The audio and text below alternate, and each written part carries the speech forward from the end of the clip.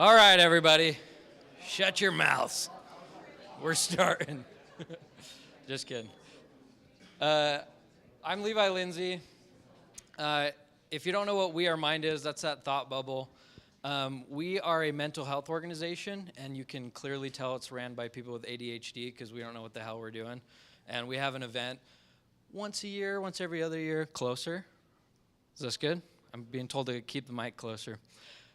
So We Are Mind, traditionally we've run these events and we've raised some funds to give people free therapy that haven't been able to afford it. This event was Silicon Slopes, who graciously offered us this venue, said on LinkedIn, hey, if you want a free venue, hit us up, and we took them up on that offer. My wife is saying even closer. Is this close enough? Oh, yeah, you got to go close on this. Okay. Here we go, guys. So, and then I texted Kory, and I was like, hey, would you be down to do an event? He said yes. And it was really cool to watch Kory very deliberately and with a lot of thought and, dare I say, Kory, a lot of anxiety, but good anxiety, figure out how to actually make this a really good, meaningful event. The other night he texted me, and I just want to brag because I said something cool, and I don't usually say that, but he texted me the other night. He's like, man, he's like, what do we say, and like, how can we make sure we make an impact? And I said, and once again, I just want to brag about how cool this is that I said this. He said, don't stress it too much, or I said, don't stress it too much, man. People probably won't remember what you say, but they'll never forget they're not alone. And that's what I hope in these events is that you meet somebody new and that you look around this room and realize that these are people with family members that are struggling, with friends that are struggling, and most importantly, people that are struggling themselves. And I've seen time and time again these events where people have met somebody that was struggling. I've seen these events save lives where somebody was thinking about suicide and then they come to these and they run into somebody and they get the hope that they need. So reach out to somebody if you can. If that's too much social anxiety, I don't want the irony of the event to be that you feel anxious at this. So just know you're in a safe space. And I hope you guys get something out of this. And if you don't remember anything, I just hope you remember that you're not alone and that your loved ones that are struggling aren't alone. And this should be a really cool event. This morning, so like I said, we run this like true ADHD. I had saved everything for the last minute for this event. This morning I was like, oh crap, who's gonna pick up the pizzas? So my wife went and grabbed the pizzas. She works at Primary Children's, left her shift to go pick up the pizzas. I was like, crap, we need waters. And I realized that at like 10:30, Patrick Williams went and grabbed the waters. Christy Holt with FeelWise, I almost want to say Vibonic, sorry. I hit you up, 2 days ago? And I was like, hey, we need money for food. And so she got me and she spotted us for food. And then I was like, oh, we need to live stream it. So I hit up John from Heare Brotherhood. And I was like, hey, man, can you figure out how to live stream this? And he figured it out.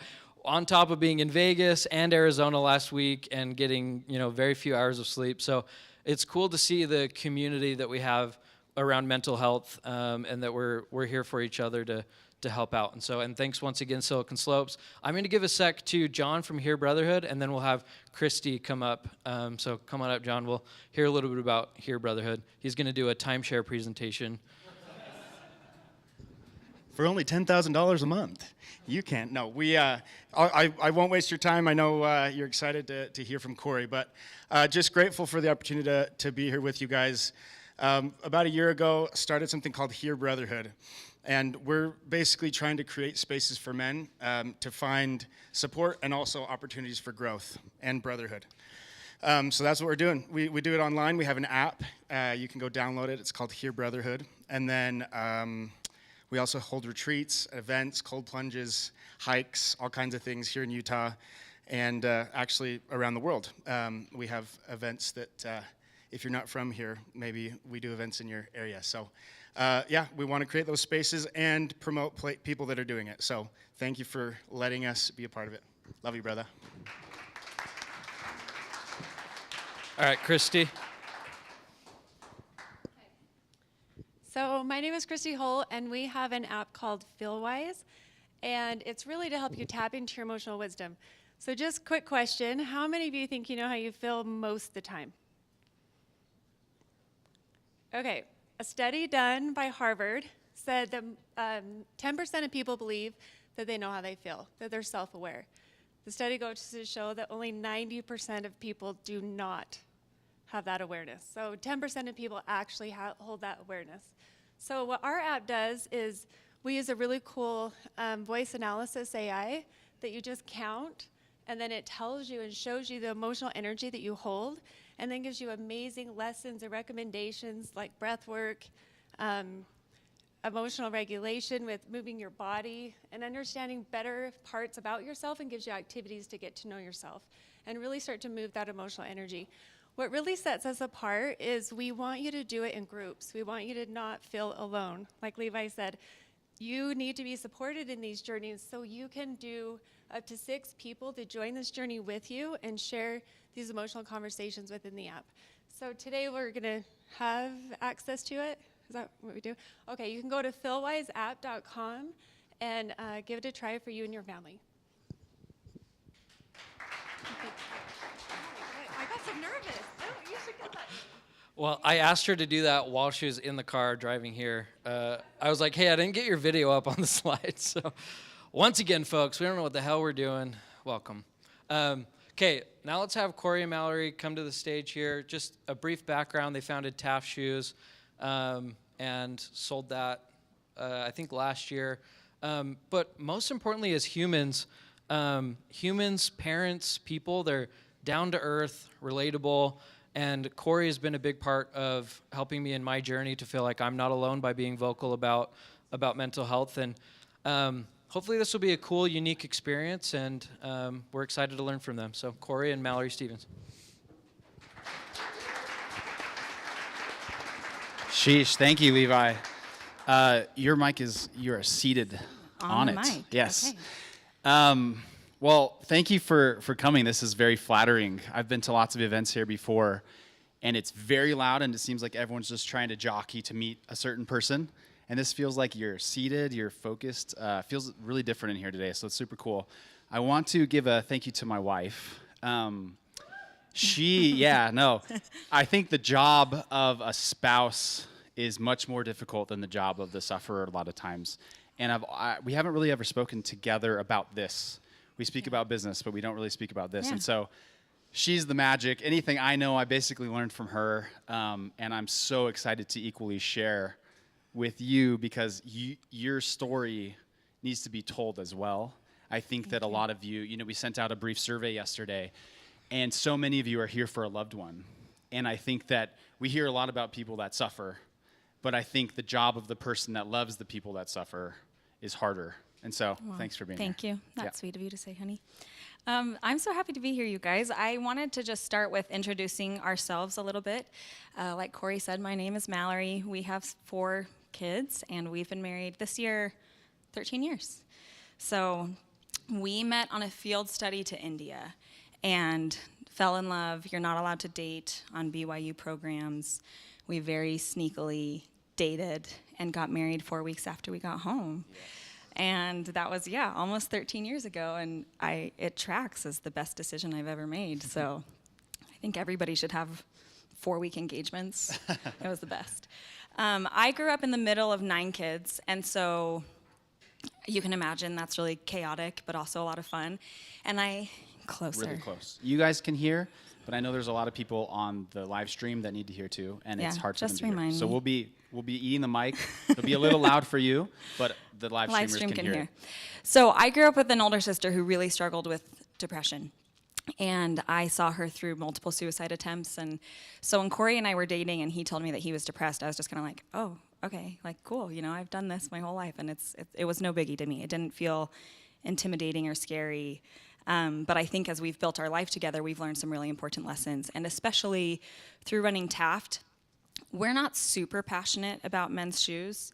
You might think that we were because we started a men's shoe company, but we didn't super care about the shoes, but we really cared about the people.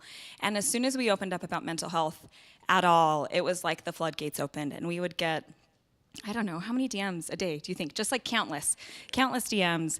And we would spend hours, both of us logged in on our phones, going through all of the TAFT DMs and trying to figure out how we could be helpful, because people were really struggling.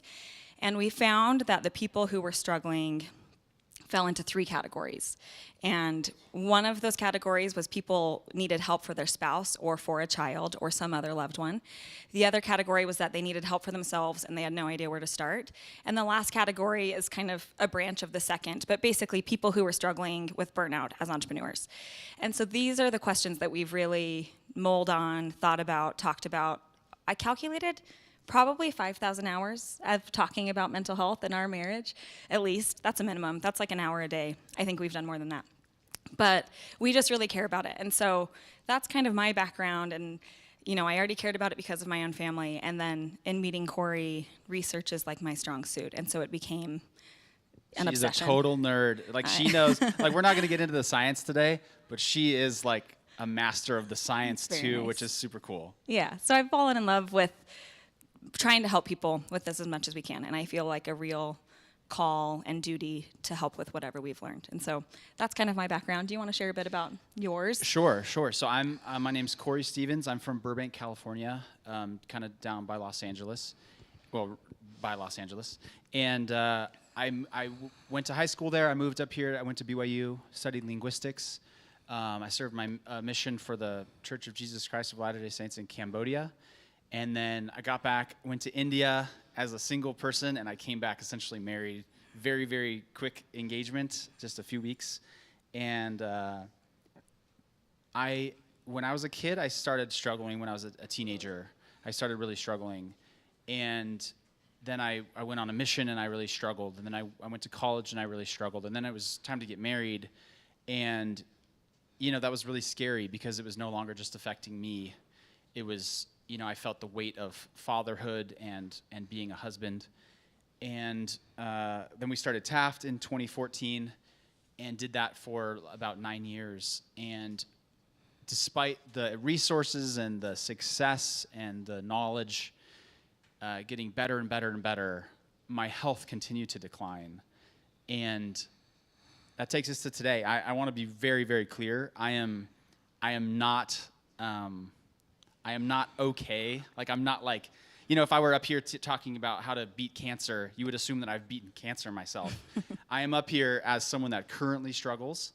I love sharing my story because it helps some of you, but to be very clear, I am with those of you that struggle in the trenches.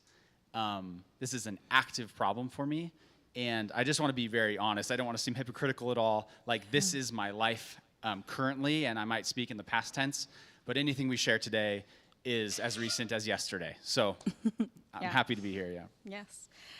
Okay, so talk to me a bit about when your depression started and kind of what your timeline has been like with that. So, and it's crazy because my sister's here today, and so she can kind of, some of these stories might mean something to her, but when I was about 14, I started high school like most of us do at that age, and all of a sudden, man, it was just like, we moved to this house, and it was on the corner. I had a bedroom in the corner of this house. It was a 1,200 square foot home, and my bed was in this 90-degree corner of our bedroom, facing Kenneth Road, which is like not the slowest residential street, and we were kind of in between 2 stop signs.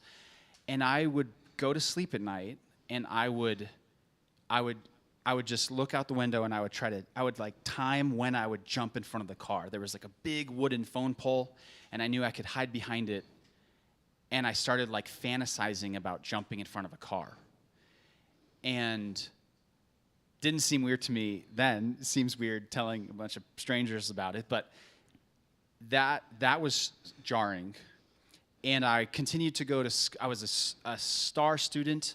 I excelled in extracurricular activities. I was a great athlete. And I would come home and I would slam the door and I would listen to AFI, for those of you that know AFI, which is pretty aggressive for like a 14-year-old. I was listening to some aggressive music, cursive, for any of you that know cursive, a little aggressive for a 14-year-old. And I would draw, I'm a horrible artist. I would draw kind of like really aggressive, dark art, and I would put it in this little like Samsonite briefcase thing that I got for Christmas. And I was a star at school, and then I would come home and I would shut the door, and I would not come out, essentially. Taryn, did you live at home when I was in 9th grade? No, right? You were kind of, yeah. So maybe it's a lie. But yeah, that was when something was wrong. Yeah. And I think if you look back, thinking about how a lot of the time when people reach out, there's a lot of people concerned about their kids. And maybe you guys aren't in that stage yet, but I mean, our kids are 10, 8, and 5, and we're already worried about their mental health. And so I assume if you're not there, you'll be there. Looking back to when you were a kid and a young adult, teenager, what do you wish you had known or that people around you had known? What would have been helpful for you at that time? I think it's really important for kids to see a good example of emotional regulation and control. I think that it's really scary when the person you look to for safety doesn't make you feel safe. And so that's a big focus for us, right? Like, yeah. We're just like, stay safe, stay safe. Bedtime is horrible. Don't yell, don't get frustrated. Like, stay safe, just be safe. Because the kids need safety. They just want to feel connection. It's like hunger, sleep, or safety and connection. That's what they need. And if you don't get those things, I think that, you start looking elsewhere. And I was looking to like suicide, and some people get into drugs and alcohol and pornography, whatever. But for me, I think it's important as parents or as loved ones to stay safe. Yeah. For those that might be struggling there. And then also I would say, don't pile on the pressure further. Yeah. Like this morning, Gemma forgot her laptop. Our daughter forgot her laptop for school. She really, really needed it. And she was like, Dad, I forgot my laptop. I'm like, well, Gemma, sorry. Right, yeah. No, you wouldn't have said that. I said it. And immediately I was like, oh my gosh, Mom can bring it in 5 minutes. And she got back to safe and comfortable. But I could tell, I was like, I piled it on. She already felt horrible, right? And like teenagers have a hard enough job. All kids have a hard enough job. And I think as parents, we have to stay safe and never add to it. Like, life is hard enough. Yeah. Just don't add to it. And I think one thing that's important to note for your situation is that from the outside looking in, people likely didn't know you were struggling. If you weren't in your room or like you weren't verbalizing what was going on in your head to anybody. No. That's right. I was like I said, a very good student, straight A student, very good athlete, good performer, singer and dancer. Yeah. Just kind of funny, but so I think for my little brother, it was particularly frustrating because he would see me at home and then I'd go to school and we were just one grade apart, and he would see me at school and there was such a stark juxtaposition between how I was at home versus how I was at school. And I'm sure for him, he's just like, why is he popular? Yeah. What is going on here? Like, he's such a jerk to me. He's so mean to everyone. He's so dark and sad.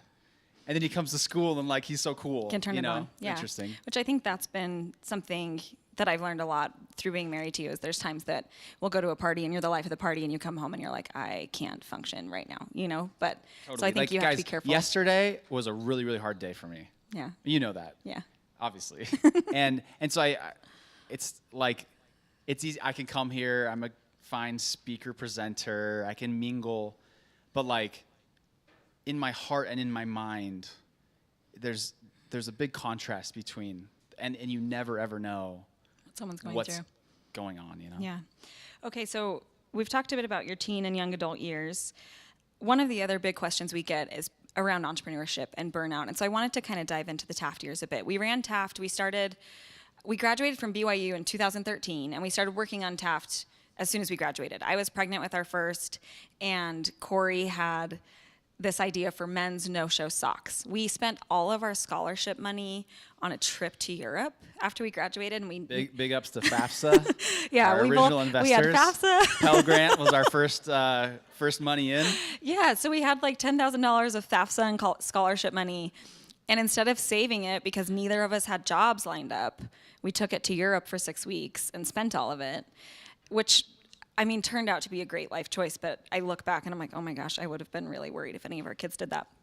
But, so we start TAFT, and talk to me a bit about entrepreneurship, TAFT, those early days? Because you go from having, both of us did really well in school and we really got a lot of external validation. And then all of a sudden you start a business and nobody cares. You get no external validation, especially, you have to give yourself that validation. And so what was that like for you? Yeah, who's an entrepreneur in here? Could you raise your hand? Oh, a lot of you. Oh my gosh, you guys are crazy. I think that knowing what I know now, Yeah, what would you? I should suggest? not have been an entrepreneur at the time. I think Probably. I think that when your life is when you have a steady foundation in your life, I think it's a great time to be an entrepreneur. Yeah. Is your phone ringing? I hope not. Yeah. Well, Got a phone ringing. he's going to keep talking. I'm going to make sure our children are all alive, though. I think entrepreneurs are a crazy bunch of people. Like they want to change the world. Not everyone wants to change the world. And they see a problem, and the problem irks them to the point that they want to fix it. And people like that are passionate, which is great. But that passion and that like kind of professional psychosis is often a recipe for hard. I mean, you look at dentists. Dentists commit suicide more than any other profession. You're like, why? Like, that's so weird. Entrepreneurs are not far behind. And I think it's because they're a little bit crazy. You have to be a little bit crazy To think you can solve to the world's think you problems. can change the world, which is great. Like, we can say that because we're entrepreneurs. We did it. But I think that not everyone should be an entrepreneur. And there are people that I say, like, dude, now is definitely not the time. Entrepreneurship's awesome, but it's not right for everyone. And I think that it's okay to admit that. Yeah. And I also think that a good entrepreneur is not a healthy entrepreneur necessarily. Yeah. And I think that at a certain point we need to decide, like, is our health and our wellness and our lifestyle more important, or like solving some problem that means a lot to you but maybe not a lot to other people? Like entrepreneurship is tricky, and I know I'm so excited that a number of you identify as entrepreneurs, because I understand that, and I understand the pressure, and I understand the loneliness and the craziness of that journey. So for someone who's already started something, it's too late to decide you're not equipped to do it. You're in it. What would you suggest? I think like when we raised a $5 million seed round in 2018, and all of our investors knew that I had major depression, like massive mental health issues. And that played a big part in our fundraising story. I think that if the investors had known what would happen over the course of their investment, they would probably honestly not put money in. Like how much my mental health affected my activity and my productivity in the business. So for those of you that are already in the trenches of entrepreneurship and struggling, I think that you have to take care of yourselves. I think we glorify this like martyrdom of entrepreneurship. We think it's really cool. Like our state culture is like this push, tech, SaaS, the grind. And like the grind doesn't have to look like a grind. It can look like getting 8 hours of sleep. It can look like exercising every day. It can look like having good relationships with your spouse or your children or your partners. Like your health is right this second, and right this second is not going to really affect the outcome of your business. And so always use right now, and don't put 5 years down the road in front of today in terms of priorities. I also think with that too, it's important to remember the whole reason we were drawn to entrepreneurship was like the flexibility and the ability to hopefully make a big chunk of money rather than having to build it up over time. Like there were all these things we loved about it. And then at a certain point we realized that we weren't even getting the best benefits because we were just running ourselves into the ground. And so it's like, well, we did this for the flexibility and we're not really applying flexibility to our lives. Or we did this because we wanted to have a better lifestyle and we're running ourselves ragged. And so I had an experience where Kory was really struggling at one point, and I called one of our investors who was probably the most outspoken about mental health. Like personally struggled himself, had personally tried to take his own life when he was younger. So like he got it, right? He was like my advocate. He really knew. And I remember talking to him, and I went to him. We had raised money probably 2 years before, and I said, hey, I think we need to sell. and Kory's just wiped out. I'm worried I'm going to lose my husband. This isn't worth it. And I was expecting him to be like, tell me what to do. We'll make it happen. And instead, the response was kind of, well, we only raised 2 years ago, and we raised at this valuation, and right now, we were planning on selling this much time after raising, and he went into all the logistics of it. And I just got this pit in my stomach as I kind of realized no one's going to take care of our mental health for us. Like, nobody cared more about Kory's brain than I did. Even someone who knew how bad he was hurting, it was still always going to fall on us to take care of it. And I think as soon as I realized that, it kind of was like, okay, we're going to do this our way, on our terms. We didn't end up selling right then, but I knew that whenever the time came, it was going to have to be us taking the initiative, and we would have to do what was best for our family and kind of zone out all of those outside voices. Yeah, I think one other piece of advice I'd share is that I think I hear from a lot of people that are kind of hiding or burying their mental health struggles. Like, oh, my boss, I worry, like I'm up for promotion or whatever it is. Like, in a normal career path, I think it's okay. Like, you can get away with that. Mm-hmm. I think as entrepreneurs, you have to be open about your struggles. You have to. You have to have the support. You have to have the awareness of your team, your investors, your employees, whatever. Like, hide it or bury it if you're working at you're at Merrill Lynch and you don't want your boss to know, whatever. But as an entrepreneur... Still not suggested. Well, but, yeah, no, don't do that. But, I get why people do that. As entrepreneurs, though, you cannot take that risk. Your team has to know. You have to open up. It's so stupid when people hide it. I don't understand. Yeah. I kind of understand, and I get it, and I hear tons of stories, but, as entrepreneurs, you have to be open about it, because there will be times you need that support. And if you can't pull on that group around you, your business is also not going to work. Yeah. If you're not well, your business is not going to be good. I think one thing we learned too is that it made our team better. I think we have some former employees here who hopefully can vouch for that. But I think we had this incredible culture because it was so open. And so a lot of the time, the thing that you think is going to hurt you the most is actually kind of what pulls you together. There's a couple stories that I wanted to mention with TAFT and entrepreneurship and mental health. One was in 2019. Do you want to tell a story? You should tell a story. Which story is it? Just with Entrepreneur of the Year. Oh, yeah. I mean, some of you have probably... The takeaway, I would say... This post went very viral on LinkedIn. Yeah, they've probably seen it. They've probably seen it. But the takeaway that I would say from the story that Kory's going to share is that when we first started TAFT, I think in a lot of ways, a lot of Kory's stressors as a kid were rooted in finances. And so it was kind of like, if I can become stable enough, I'll be okay and I'll be safe, and kind of like trying to provide that own safety blanket for himself. And I think along the way, we learned, unfortunately, that there was nothing we could do that was going to make it feel like we had crossed the threshold of that marathon we were running. It felt like we started a marathon, and then every time we got close to the finish line, we just moved it further for ourselves for some reason. And that's, I don't know, probably how I'd sum up entrepreneurship as a whole, is just constantly moving the finish line.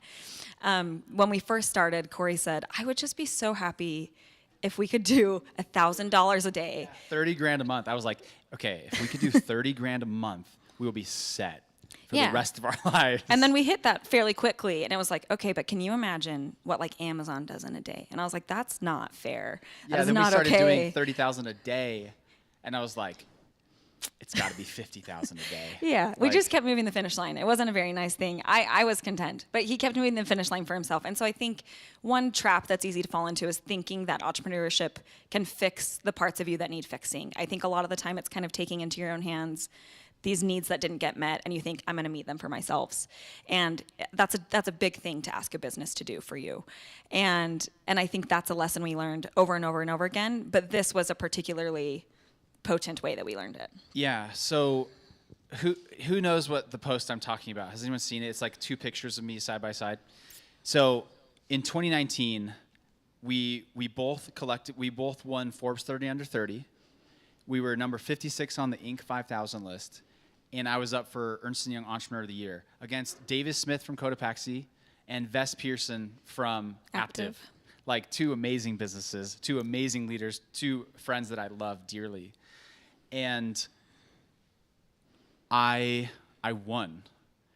And it was the best night of my life. It was the second best night of my life. Business-wise. But yeah, professionally, that's as good as it's going to get, really. Yeah, thank you. Professionally, that was as good as it could get. And you had earmarked it for years as like Well, I the didn't even know, peak. like the year prior I had attended. Yeah. And I was like, oh, I want to win. That's cool. Like tuxes, gowns, live music, Grand crazy nice America, food, free Grand food. America. I want to win. And it's like, we're a small business. It was like, okay, yeah, maybe in a few years. And then the very next year, I got nominated and I made the finals. And then I got categorized against Davis and Vess, two freaking dope dudes. And I won. And I felt like I crushed my speech. Like, I did not think did. I'd win. And I You did did. okay, like in front of a lot of people. And that night we stayed at the Grand America. I hosted family and friends at the Grand America buffet the next morning, which is like $100 a person, freaking dreamy, crab, pancakes, whatever. It was like the best 24 hours of my life. And, a week later. Well, it was before. Oh, before. Yeah. Okay. For Entrepreneur of the Year, they were doing the interviews. Like, it's a series of interviews. And we were doing it at the Red Butte Gardens. So I was driving up to Salt Lake a lot, had these interviews. I was spending a lot of time up there. And right across the street from Red Butte Gardens at the time was called the Utah Neuropsychiatric Institute. And didn't know what it was. I'd driven by it a number of times during this process. And like days prior, I had turned right to go to Red Butte Gardens and interview with all these amazing judges. And then just days later, we're on the couch at your parents' bed, and my son is sitting next to me watching freaking, what's that butterfly, or the ladybug? Ladybug and Cat Noir. Ladybug They're and not Cat even allowed to Noir. watch it. They're not allowed to watch it, but he was watching it. And I'm sitting there crying. My mother and father-in-law are there. My wife is there, and we're deciding collectively, Kory has to be admitted tonight. Like, I had thrown myself down their staircase, like cut my neck, on purpose, and I threw myself down their staircase to try to like mask the fact that I slashed my neck. And so they're just like, okay, Kory's gonna be admitted. And then I am admitted. Horrible experience. Because it's like, no, everyone else is crazy. I'm not crazy. I'm just like kind of normal crazy. I'm like, I'm still sane. I'm not like screaming and talking to ghosts. They put you in the wrong. I'm just really sad. Yeah. And I feel really hopeless. And I don't know what to do. And I come here and I'm like, what do I do? And you treat me like an animal. So that's a different story. But weeks later, or a week later, I'm winning this award. And it's so, I think the proximity geographically was so striking, because blocks apart, like the highest moment of my life and the lowest moment of my life, so close together in time, so close together in proximity. And it was a crazy experience. It was one of the, 2019 was a tough year. Yeah. And I think that's something I've never forgotten, because this was like the pinnacle, the thing that you'd kind of held out for, and it wasn't, like it didn't fix anything. Yeah, I think I expected it to change my life. Like, I was like, okay, if I win this, like talking about those goalposts, it's like, if I win this, my life is going to change. The financial fears that I have, the pressure, I can finally breathe. Yeah. And that moment never comes. I thought, when I make $1 million, I'll feel relaxed. When I make $10 million, I'll feel relaxed. That moment never comes. Yeah. And so instead of targeting those moments, it's like, now is what you have. Control now. Own today, because this can make a difference. Something in your past and something in the future, it's up in the air. But right now, you can own it. And I think that's been a big shift for me. Yeah. And I think with that, one of the coolest things that happened with the day we were deciding to admit Kory to the hospital, we went to the Chatbooks headquarters and talked with Nate Quigley, because it was just kind of the convergence of... Who knows Nate? He's one of the wonderful. best. He's one of the best. He's one of Kory's dearest friends. And to Nate, everything was so clear. Like, he was like, look, Kory, you've got a lot of bricks in your backpack, and we're going to take them all out. What's stressing you out? And Kory's like, well, I need to fire this guy. He's like, I'm going to call your investors, and I'm going to get him fired. And Kory was like, oh, okay. Like, he's like, you don't have to do that anymore. What else? And he's like, well, this and that. We went through all these things, and he was basically like, look, your threshold is here, and you have bricks piled twice as high. You know, you've doubled your threshold. And so you've reached the point where you can't actually increase your capacity anymore. And so what you have to do is start taking out these bricks. And from that point forward, that's sort of how we looked at mental health, was like, if there's a fixed line, a fixed capacity that we can handle, we can't keep going above this line. We have to be taking away the bricks. And I think that's, whenever I talk to entrepreneurs, the biggest thing is like, the experience that I had with our investor was this realization that nobody else was going to drop those bricks for us, and we were in charge of that. And so that's been a massive part in making any progress. Yeah, I think it's important to note also that those bricks can be good things still. Yeah. Right? Yeah. Like, good things can be stressors. Volunteering, coaching. Yeah, nobody your volunteer child's- anymore. Don't do it. No, So. no, but you know what I mean? Like, I think that good things can be stressors. And when you remove those backpacks, it's not like alcoholism or addiction or gambling or Yeah, get rid of those ones too. but staying up till the bad- 4 a.m. All yeah. of those, yeah, get them out of there. But eventually, if you're still feeling overwhelmed, you have to start making some hard decisions. Like, yeah, I'm not going to coach my son's soccer team. Yeah. Like, yeah, I'm going to have to say no to this church responsibility. We haven't watched TV shows in a long time. Yeah, we don't because we watch- have to go to bed we early. have to go to bed, and so our kids go to sleep, and then we go to sleep, and like, yeah, that's a sacrifice. Like, We really Friday like Night movies. Lights is a very good thing, but it can be a stressor, right? Not sleeping is a stressor. Yeah, and that's been, our daughter was struggling with, like, her tummy was just bugging her, and I remember going to the doctor, and they gave us this log of taking inventory of her symptoms all the time. And one of the things that he had on all caps at the top was exactly that. Remember, good things are stressors too. So it was like, if they went to a birthday party, write it down. If they went on a field trip at school, write it down. This is all relevant information. And it was the first time that I realized, you know, it's like when you take your kids to Disneyland and then they're horrible to you, and you're like, we just went to Disneyland. But it's because it was still stressful. It was still out of their routine. It still kind of uprooted them. And so I think that's a huge thing that we learned, is at a certain point you have to cut out even the good things. We got like Yeah, 7 moving on minutes or from entrepreneurship, which if you have questions about that, we'll always respond to your DMs, I guess, probably. Don't DM TAFT though. Yeah, don't DM TAFT. We don't own it anymore. They won't respond. They won't give you good help.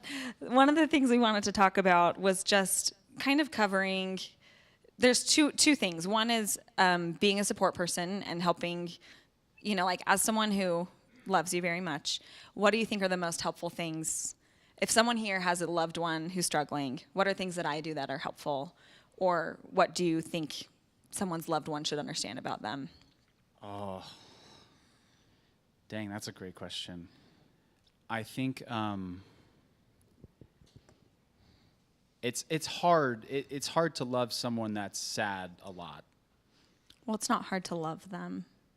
It's hard to be me. patient with them all the time, I think. I mean, you do a great job of that, but I think that it's also exhausting. And I think you do such a good job of not piling it on. Like, if you're frustrated with me, I promise you I'm 10 times more frustrated with myself. Yeah. And I think you just do such a good job of letting me have my space and have my struggles, and you help me through them, and you don't get in the way. I don't know. Can I flip the question on you? Actually, Yeah, I wrote down a couple of questions as I was sitting over there, because what do you notice, like, when I'm in a bad place? Yeah. What do you notice? Like, what signs or symptoms Yeah. do you notice? So one of the biggest red flag to me is if you don't wake up to go to the gym. Kory wakes up and goes to the gym every morning at 5:40. I hear our screen door open. I'm leaving at 5:40. Yeah, but I'm he's up at, like, leaving at 5:15. 5:40. But at 5:40, I hear the screen door open, and I, like, throw up and I love you from bed as I'm gonna sleep for 2 more hours. And he never misses, and his body just wakes up. He doesn't have to set an alarm. He is just up and at 'em that early every day. and working out. And so if I wake up and he's in bed, that's my first like, oh no, like something is wrong. I think the other thing is Kory cooks a lot when he's happy, like a lot, like it's not a manic thing. You don't have it's kind of bipolar, a manic but it thing, kind of feels like a manic thing. Like a couple weekends ago, it was like orange rolls, bread, maple milk bread, cookies. And we had some friends come over and they're like, oh, what's the occasion? He's like, it's Saturday, Just I a guess. good day. He threw out his back baking, so that tells you. It's a good day for Kory. Yeah, I threw on my back legit because I Yeah. took so many of like this, so much, like 6 hours of baking. And I threw on my back. Yeah, he went to the chiropractor. He's like, so what did you do? He's like, I just baked I made the whole killer day. maple milk bread too low. Yeah, it was great. So that's a red flag for me is like Kory typically does the cooking in our house. And if he's not cooking, I can tell something's wrong. You get snappier, you know, not with me usually, but like if the kids are being loud, it's a little bit like you do a good job of controlling it, but it's kind of like, oh, bedtime gets harder. You know, it's just like, it's small Yeah, things. you asked me to like leave bedtime. I'm like, oh, you can go watch Kory, something. why don't you go watch the Dodger Go game? for a walk. No, but I can, because I think one thing that's hard is that if you get short with the kids, then you just start loathing yourself for being short with the kids. And really, you weren't that short with the kids, but the loathing yourself is what kind of spirals you. And so I think there's lots of those little things. And I think usually, Like, what about this is an interesting question. I hope I can say it clearly. I wrote it not clearly, but okay. how do you handle, like, as a loved one, how do you handle the misperception that my sadness is a reflection of our marriage, or how good of a wife you are, or you know what I mean? Like, how do you? I don't know how. I've thought a lot about this because I've had some friends who have lost their husbands to suicide, and they get comments like, it's like, oh, so what were you doing or not doing, or what could I, you know, like everybody wants to believe that like if they had done something differently, it's like you lived together, right? So what did you miss?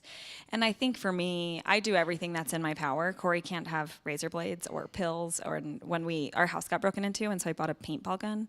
Like, we couldn't have a gun. I bought a paintball gun with A riot paintball balls gun. and pepper spray. I was like, how do we like defend, you know? I mean, like if I got pepper spray to the face, I'm out of there. So hopefully it's safe. But it was like, you know, I take proactive steps, but at the end of the day, I'm trusting you to stay alive. Like, just like I'm trusting you that when you go to work, you're like actually at work, you know, or that I'm trusting you when you get married, you trust each other with everything.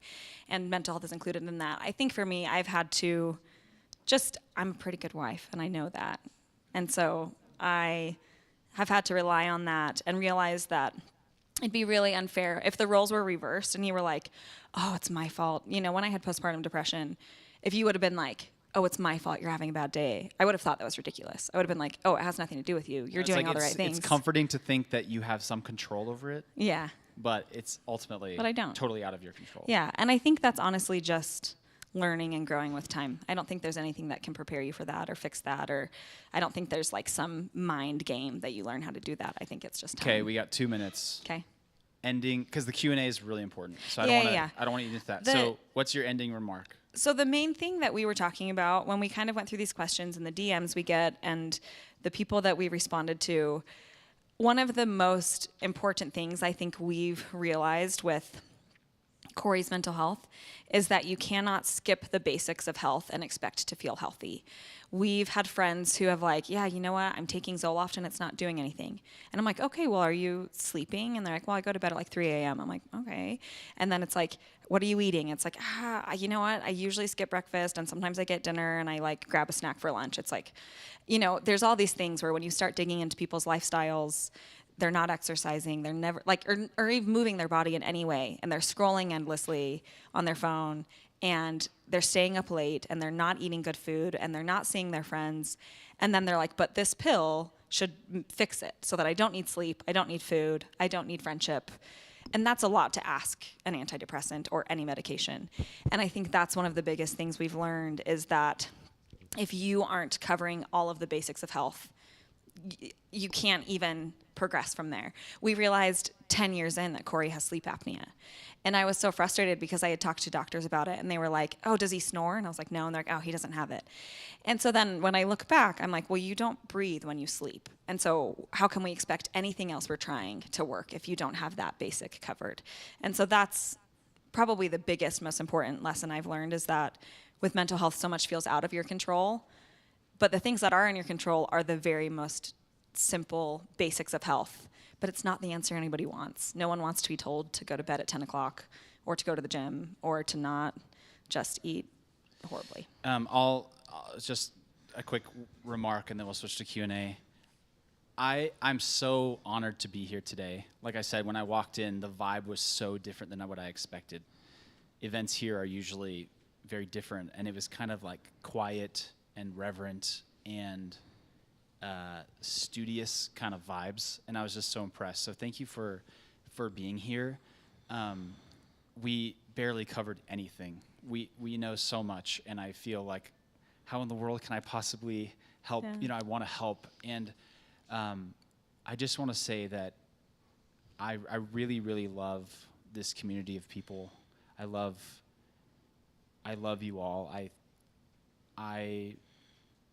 I feel sad a lot of the time, and I'm fighting for my life, and I feel hypocritical at times because, I have like 70,000 followers on LinkedIn that listen to mental health stuff, and I'm like, people ask me for help, and I share it, but I am struggling. And I'm so grateful for the love that I felt today. I'm grateful to be here, Levi. Thank you for asking me. He didn't tell you that it was not a yes right off the bat. It was a very thoughtful 10-day yes that was provoked out of me, because I want to help. I don't know how to help, but I know my experience is helpful to some people. And so I'm grateful for a microphone. I'm grateful to my wife for teaching me just about everything I know and struggling through this with me. And to those of you that struggle yourselves, I likely have thought some of the same things you think about. And we've been pretty PG rated today, but you're not alone in your struggles and your actions and your weaknesses. And to those of you that love someone that struggles, you have a hard job, and I applaud you and I admire what you do, because it's hard to be so sad and hopeless. It's really hard to feel hopeless. You have the energy, you have the desire to help, and feel like you can't. But I promise you that you are undefeated against your hard days. When my son passed away, my wife held our son when he passed away. And the heartbeat was so valuable, right? And then it was gone. And I just the presence of a heartbeat, you can feel so hopeless, and you can feel like life is going nowhere, but just the existence of you means so much to people. And so just keep going, okay? You don't have to be amazing all the time. You don't have to be a hero. You don't have to be rich, okay? Just you being here is so meaningful. You are an absolute superhero. And me being here means, it takes a lot of work. And some of you, it's a little bit easier, and some of you, it's a little bit harder. But I promise you, just when I think about I was thinking about our son's heartbeat, I'm like, man, you held him when his heartbeat was gone. And sometimes I feel like I'm just a heartbeat. But having lost a heartbeat, I know that your heartbeat means a lot to some people. So keep your chin up. You're freaking awesome. Mal, you're awesome. Levi, you're awesome. All of these organizations that are sponsoring this are so great. Thanks for talking about it. Let's keep moving forward. Awareness on its own is not enough. It requires a change of behavior, right? Like awareness and destigmatization, that's all happening. But the numbers keep rising, and health isn't happening. And so let's take what we've learned, let's take what you're studying and learning and practicing ourselves, and let's change our behavior, because just talking about this stuff does nothing. Me posting on LinkedIn does nothing. But changing your behavior can do something. It's powerful. I love you. I love you the most. And thank you for being here. Thank you, guys. So we'll have 10 minutes or so of Q&A. Levi, how do you want to do it? You just walk a mic around, or what do you think? Take about 15 minutes. I've got a mic over here. I've got a mic. So if you got to take her already, I'll stop when we're done. Great. Is it working? No, I don't think so. You can take this one. We can also repeat the question if you want This for on? recording's sake. This one's on. Okay, let's have Patrick swing it around. That'll be fine. Hey, I just want to thank you both for being here. This has been really special. I really appreciate it. Mallory, I really want to thank you for coming. I know Kory talks a lot about mental health. He and I have talked about mental health in the past. And I'm just super impressed by just like how vibrant and confident and just healthy you seem and Thank you. and appear. I hope you are. I'm pretty healthy. But pretty good. As much as we talk about or starting to talk more about like mental health, I think like talking about like caregiver mental health is even farther behind. Yeah. And I know people, and even in my own life, and I worry about it with my wife, is like secondary PTSD, secondary depression, and like passing on Yeah. because they're living with you and trying to take care of you, and you're not a happy, encouraging, loving person. Like how have you like stayed like healthy Yeah. through like taking care of and caring for Kory? Yeah, that's a great question. I feel like one of the best things that I ever learned was from one of Kory's therapists. She told me, whatever you give energy to grows. And so she was just like, look, if Kory's struggling and then you kind of panic because he's struggling, he's going to panic further because he sees that his struggling is making you struggle. And so he'll struggle more. And so she's like, if you can keep your steady, it will only help him. And in some ways, it almost felt like unfeeling to me. Like that was not, I'm a very empathetic person. And so I'm the type of person where like, if you're having a hard day and you're crying, then I'm crying. You know, like I'm like, I don't know why I'm crying. I'm not having a hard day, but you're crying. And so now I am.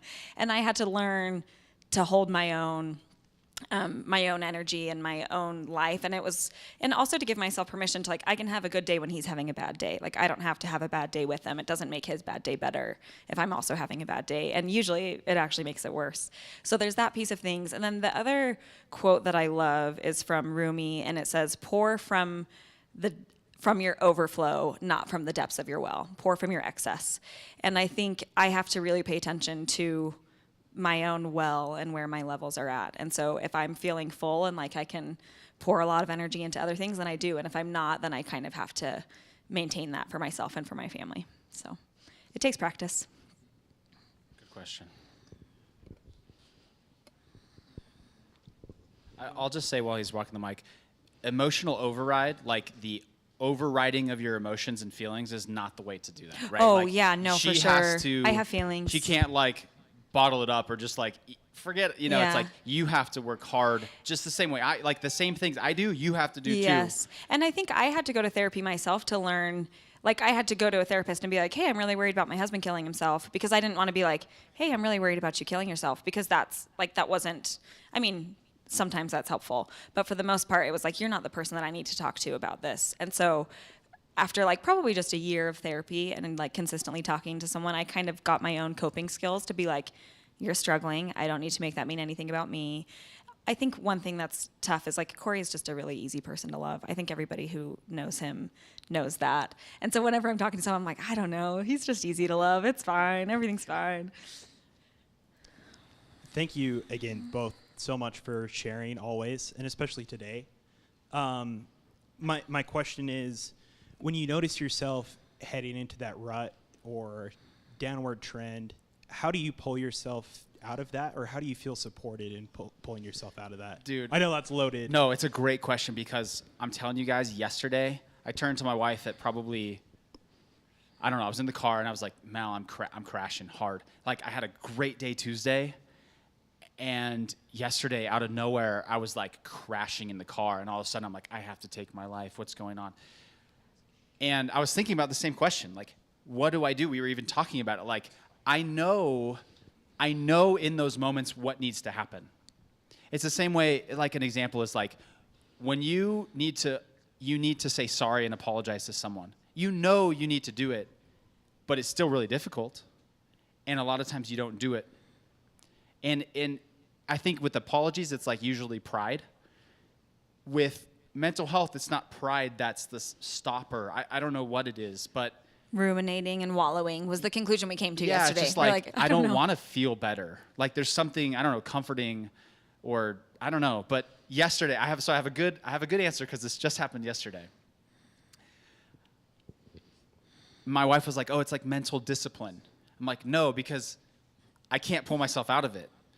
So what I do, like yesterday, I went to sleep early and I had to start over. But what doesn't change are my habits and routines. Like the habits and routines are non-negotiables. Whether I'm, like I saw this amazing quote and it had a lot of F words in it. So I'm going to omit the F words. But Tom Brady, apparently he swears a lot. He was like, you're having a hard day? F your hard day. You're sad? F your sadness. You have to find a way to win when things aren't going your way. And for me, the way I find a way to win when things are bad is I woke up this morning, I woke up at 5:15 and I went harder than I did all week. And I'm going to eat well. I love pizza. I had scraped the meat off the pizza and I had that. That's it. Like I cannot be like a flag in the wind, especially when things are not going well. So for me, I don't have the mental strength to just override my feelings, but I do have the physical strength to stick to my routines and habits and trust that I'll be able to come out of it and I've equipped my body with what it needs to fight. And I will say you've gotten better at that. Before you'd have a bad day and it would take you out for like a month, you know? Like it was like this continuous downward spiral, and I think your habits have like carried you through. So Great question. We're going to go right here. Can we say names too from here on out? Andrew? Sam? Madison. Madison. Yep. Thank you both for sharing your story. It's very powerful, and the way you share it is powerful as well. How do you guys balance the times where maybe Mallory takes more of like the slack? I don't want to say caretaker, but yeah, the load. And then how do you balance maybe when you're doing better and remembering, oh, we're a like husband and wife, we have fun, we have a romantic relationship, and it's not just constantly hanging there. I think we got a good couple answers. Okay, I'll start. I think that it's important to note that, and I think my sister and brother-in-law would agree, like we have a lot of joy in our family. Like feeling this way does not, It's not the not a death antithesis of joy. sentence to having a sad family. Like we have a lot of fun, and joy and family love and happiness and all those good things are not, They're not they can opposites from depression. coexist with a person that has severe depression. And I think that I really love that. I think the other piece is like the percentages. Is that what you're going to get into? Like, No, you share. Okay, so like I know where I'm at on my scale. Like if I have 20% today, I kind of just let her know. Maybe she's depleted too. And I might have 25, but it's still more than 20. we have to so I step gotta up take over. and we help each other. Like depression doesn't give you permission to be a jerk. It doesn't give you permission to be a bad dad. Like you can be depressed and be an amazing husband and an amazing father. And yeah, it's tired, but do it sad. Do it tired. Like you still have to do it. And that's kind of like that physical and mental strength that we've talked about. But I think communication and talking about like, hey Mal, I'm crashing today. I'm gonna need you to step up. Or hey Kory, I'm not feeling well today. And I can step up. Like depressed people can step up too. And I think that depression is often an excuse, but it doesn't have to be. Yeah, and I think especially we've prioritized fun in our family. Like we're very spontaneous. We maybe too spontaneous. You know, like there was a time when we just like loved going out. Like we love to cook, and our kids were like, we're gonna be spontaneous, gonna take them out to dinner, and like we just want home food. We were like, oh, okay, like we just like to have fun. We play hard with our family, and I think the biggest lesson for me has been that, just like Kory said, depression and joy are not opposites. Like I don't know what the opposite of depression is, but I don't think it's joy. I think they coexist really beautifully. And even with our kids, after losing our son, we've talked endlessly about how we have this picture of both of our moms in the hospital room after our son passed away, and they're laughing like hard. You would think, like you would never know the setting just based off of the picture. And it was this realization that you can have like deep sorrow and deep joy at the same time. And so we've leaned into that and not ever thought that we need to like walk around gloomy. So yeah. How many more questions? Let's do 2 more. Okay. Hey guys, can you hear me? Yeah. Okay, I can't like hear myself. This is weird. I'm Ben. And so you guys said something really important that when I learned it, it blew my mind. And so I'd love for you guys to expand on this. Kory, you said it's like there's actually a part of you that wants to be depressed. There's a part of you that wants to wallow in it. And when I learned that, I was like, no, like I don't want to be like this. So, when we dive into that, it's like there's a benefit to that. You guys mind sharing that? Because that was so helpful to me. Yeah, I think one of the things that we had talked about was sort of that there were times when it felt like depression was a good crutch for not chasing after what you really wanted to do in life. Like say you start something and it fails, it's like, well, you know what? If I had full capacity, it probably wouldn't have failed. You know, like it gives you this out to feel comfortable sometimes. Not that people are out there trying to be depressed or wanting to be depressed, but that there's sometimes that it can serve you and can benefit you, and sometimes it's hard to let go of those benefits as you progress. What's Kory's friend Henry Amar is a good friend of Kory, and what does he say? New level, new devil. Yeah. Like he's like, if there wasn't resistance, then you'd already be there, right? Like, yeah, and so you reach that resistance, and a lot of the time you are the one resisting a little bit. I think sometimes even like childhood things, like if you really got attention when you were struggling, then being okay does not feel safe, you know. So you start feeling okay, and you're like, no one's gonna love me if I'm okay. Like, yeah, they you only even love see me it, if I'm there's struggling. like tactical professional reasons too. Like, you use it as an excuse or a crutch, or you want to get sympathy. Your business just went under, and you come out and say you're so depressed, and it kind of softens the blow. So there's like tactical kind of slimy things. You also see businesses like when they need the good PR, they'll do some new health benefit, whatever, you know. So there's like those kind of reasons. For me, as like the sufferer, the idea of living a full-length life is really exhausting to me. That is an impossible task. The idea of dying by suicide makes me feel like I have like relief or some sort of out at some point. And it gives me, so I've struggled, I had the same realization, and I'm like, why would anyone want to be sad? And then as I'm working, I'm in the trenches, I'm like, do I really want to get better? I'm not sure. Sounds weird. I think the perfect analogy that you gave once was like, it feels like being an animal in the cage, and your only out is suicide, and someone's asking you for the key, and you're like, I can't throw away the key. Like, this is my way out, and someone's like, no, give it to me. You can't have that out anymore. And I think the way I've always visualized it is sort of like there's a door here and there's a door there, and you can't hold on to both knobs. Like, you have to shut this door before you can walk through that one. And I think a lot of people stay in that middle space where the fear of letting go of what you've always experienced, because even if it's uncomfortable to feel that way, it still feels safe to your brain because it's all it's ever known. Yeah. Like, your brain is optimizing for safety, not happiness. And so the thought of jumping to this door you've never been through is still terrifying, and everything in you will be like, nope, staying over here. And so I think that was like, realizing that was a really key piece for us as well. Depression is really uncomfortable, but healing is really uncomfortable and scary too. And giving that up, like, it's been a part of me for so long. Like, who am I without it? I don't even know. Like, I don't even know how my brain would work. Like, how powerful would it be if it didn't have this weight on it? And that's scary. And so I think that it's just a comforting crutch and an excuse that you have to be brave to take that leap. It's scary to heal. It sounds odd. It's not scary to beat a physical sickness. It is scary to move on and be brave enough to leave that darkness behind you. And it's basically because you don't have the neural pathways there yet. You're hoping that you'll make them, but you haven't made them yet, and that's scary. So that's a great question. Okay, last one. All right. Is that okay? I feel like as a support person, with education and help, right? I'm like a 95% free throw shooter now. I feel like I can help most of the time, but 5% of the time I still mess it up.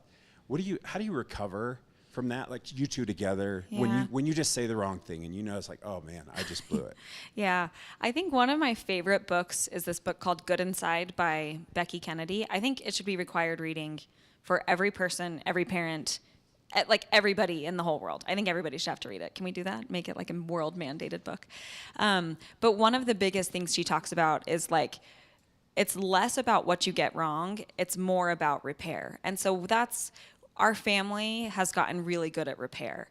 And we've gotten quicker at repair. And so we kind of had this realization with our kids that like our kids don't actually need perfect parents, but they need parents who know how to repair when they've blown it. And it's the same with our marriage. We don't have to have a perfect marriage, but we're really good at repair. And I think it's mostly humility. It's mostly like swallowing your pride, taking a second to be like, I did blow it. But the beautiful thing is our kids will be like just yesterday, our daughter was in the car. She'd been freaking out about something. And 5 minutes later, she takes a deep breath and she goes, hey guys, I'm really sorry I was freaking out. Like that wasn't really cool of me. And we're like, you're 8. Like that's so impressive. But we model that a lot. It can look like you can be kind of scared to repair so quickly too, because you look kind of like crazy. Like today in the car, like my daughter forgot her laptop and I said a sharp remark like, well, I was dumb or whatever I said. And then I immediately like pull over. I'm like, Gemma, I'm so sorry. And it was like 10 seconds in between. I went from like mean, rude dad to like soft, gentle repair dad. And so don't be scared of like saying the wrong thing and immediately turning to your spouse or your partner or your child and like repairing, or your employee. Like you'll look a little bit bipolar, but what maturity and what love to swallow your pride. And because you immediately get filled with cortisol. As you're saying it. As you do it, you know it's wrong. You feel yucky.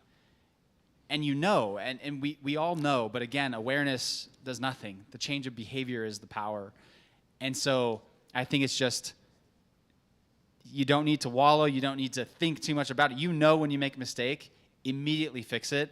And that repair is the powerful lesson. And when what brings the comfort, it's magic, and we've seen it in our family, especially in our children. They've really progressed. And I think a lot of it too for me is a willingness to take on accountability, because there's definitely you can kind of get in, like, say I've done something wrong, I can kind of be a victim about it, like, well, he said this or he did that, and we've learned with time and with a lot of practice that never serves either of us. And so we're just quick to repair, quick to apologize, but also I think really quick to forgive. We don't.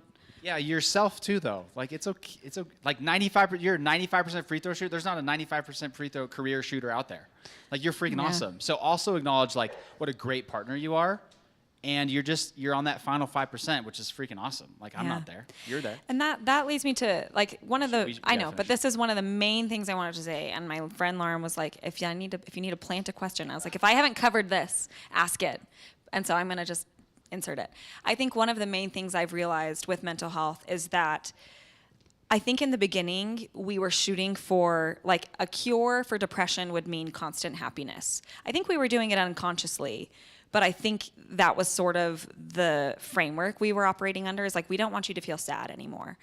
And I think one of the most poignant things that I've learned is that as someone who does not struggle with mental illness, I'm still sad a lot. And I still have times where I am deeply despairing about the hard things around me. I still have times where I'm depressed. That depression is a normal emotion to feel in a mentally healthy person. And so we're not shooting for perfect baseline all the time. We're just feeling good. We're really shooting for emotional regulation and just like trying to return to baseline faster than we used to. And I think seeing depression in that way has made it so much more manageable from a support person's perspective, to say, you know what, we don't need to have a 100% record. We just want to keep getting back to that baseline sooner. And it's not fair to expect life to feel like this all the time. And actually, we don't want it to. And so that's been a beautiful lesson, that like we're kind of digging out this well of depression and sorrow, but it fills in with joy too on the other side. And so it's all worth it. Thank you. Yeah.